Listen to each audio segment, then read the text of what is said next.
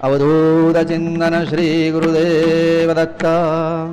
ભગવાનને કહ્યું, ભગવાન મારી લાયકાત કરતાં તમે ઘણું આપ્યું છે, મારી પાત્રતા કરતાં આટલું બધું આપ્યું, આ તમારી અસીમ કૃપા છે. જગતમાં એવા કેટલાય જીવો છે જેને મારા કરતાં ઘણું ઓછું મળ્યું છે. ભગવાન તમારા મારી પર બહુ ઉપકાર છે. ભગવાનના આભાર માનવો. ભીના હૃદયથી જો ભગવાનનો આભાર મનાય તો હૃદય ઝૂકી જ જાય. પછી નીચે ના નમો તોય ચાલે, પછી વંદન થાય.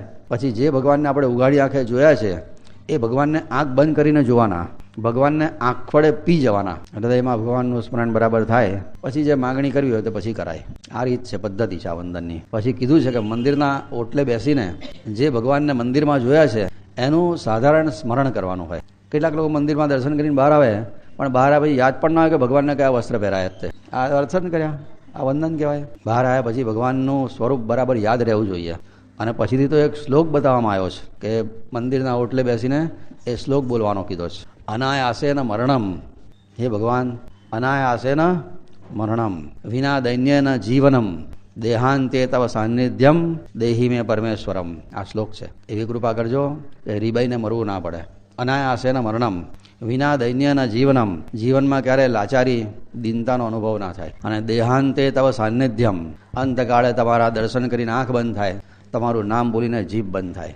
દેહાંતે તવ સાન્નિધ્યમ દેહી મેં પરમેશ્વરમ. એ ભગવાન તમે કૃપા કરીને આવું વરદાન આપો. આ બોલવાનું હોય છે. મંદિરના ઓટલે કંઈ બહેન ગપ્પા નથી મારવાના. આ રીતે દર્શન કર્યા હોય તો આ વંદન કરવાથી ભગવાન બંધનમાં આવે છે. વંદન ભગવાનને બંધનમાં નાખી શકે છે, પણ આ રીતે બરાબર થયા હોય તો. અને ભગવાન જ્યારે બંધનમાં આવે ત્યારે જીવના સંસારના બંધન છૂટે. જીવ જ્યાં સુધી ભગવાનને બાંધતો નથી ત્યાં સુધી એ પોતે બંધનમાંથી છૂટતો નથી. ભગવાન પોતે પરમ પ્રેમનું સ્વરૂપ છે. પરમ પ્રેમ એટલે જે પ્રેમમાં વિકાર વાસનાની ગંધ ના હોય, સ્પર્શ ના હોય, એને પરમ પ્રેમ કહેવાય. ભગવાન આવા પરમ પ્રેમનું સ્વરૂપ છે. દરેક જીવની સાથે અતિશય પ્રેમ કરે છે અને દરેક જીવની પાસે પ્રેમની અપેક્ષા રાખે છે. આપણી પાસે એવું બીજું કશું જ નથી કે જે આપણે ભગવાનને આપીએ અને ભગવાન અરખાય.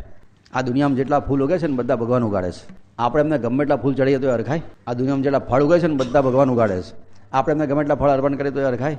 એનો અર્થ એવો નહીં કે બધું બંધ કરી દેવાનું આપવાનું, પણ આપતી વખતે આપણો પ્રેમ વ્યક્ત થવો જોઈએ, આપણો ભાવ વ્યક્ત થવો જોઈએ. આપણી ઘેર કોઈ મહેમાન આવે તો આપણે એમને ચા નાસ્તો આપીએ, યથાશક્તિ સમયના અનુસંધાનમાં કંઈક આપીએ.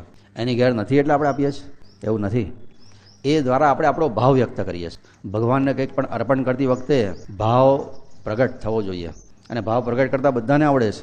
આપણને જે સુખ મળ્યા છે ને એમની કૃપાથી મળ્યા છે, આપણી પાત્રતા નથી મળ્યા. કોઈક જન્મમાં સારા કર્મ કર્યા હશે તો ભગવાને કૃપા કરીને કર્મના ફળ સ્વરૂપે આપણા સુધી એ સુખ પહોંચાડે.